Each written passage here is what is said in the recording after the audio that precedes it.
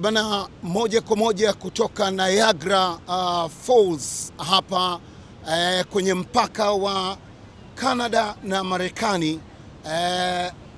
Haya ni maporomoko makubwa zaidi ya maji. Unapozungumza falls, basi haya ni miongoni mwa maporomoko makubwa zaidi ya maji duniani. Na huu ni mpaka kati ya Canada na kule upande wa kule ni Marekani. Sasa hii ni moja ya vivutio vikubwa kabisa unapokuja hapa nchini Canada. Hii ni moja ya vivutio vikubwa kabisa. Nimesema leo nijaribu kuwaelezea hii kwa sababu leo hapa hatuna mechi yoyote ya kombe la dunia baada ya mwenyeji jana kumpasua Qatar goli 6-0.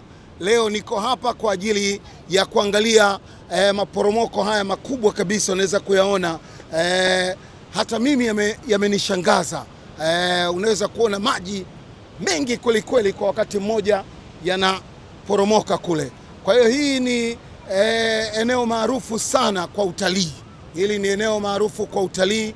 Watu mbalimbali kama unavyoona wanakuja hapa kwa ajili ya kujionea eneo hili. Unapofika Toronto, Canada, bila ya kukanyaga Niagara Falls, basi unakuwa hujafika.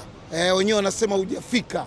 Ndio maana unaona makundi mbalimbali ya watu mbalimbali wanamiminika hapa kwa ajili ya kushuhudia maporomoko haya ya maji.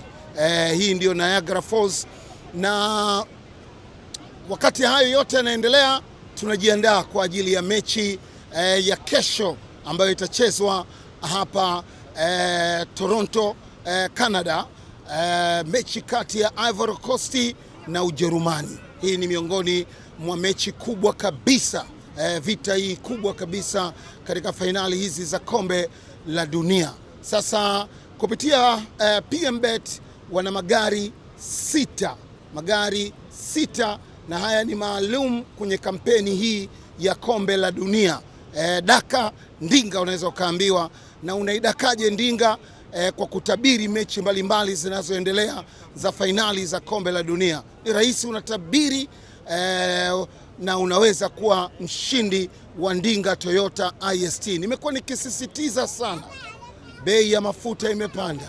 Sasa Toyota IST za moto kabisa utazipata kupitia PMBet. Sasa tunaendelea kuangalia Niagara Falls na maporomoko jinsi yanavyoporomoka maji. Maji ni mengi kweli kweli, yanaporomoka kwa kasi kabisa.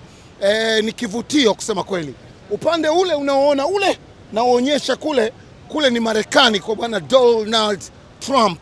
Upande huu ni Canada. Hizi nchi mbili zimekuwa na zinapakana. Ukivuka tu pale umeingia Marekani, upande huu upo Canada. Na bwana Trump mlimsikia wakati fulani alikuwa anaitaka Canada yote iwe sehemu ya Marekani, na lipo jimbo moja la Canada, nafikiri mwezi wa 11 mwaka huu itapiga kura, wao wanataka kuhamia upande wa Marekani. Hilo jimbo nataka kuhamia upande wa Marekani. Unaona Niagara Falls hao wanajimwaga watu hapo kama unavyowaona.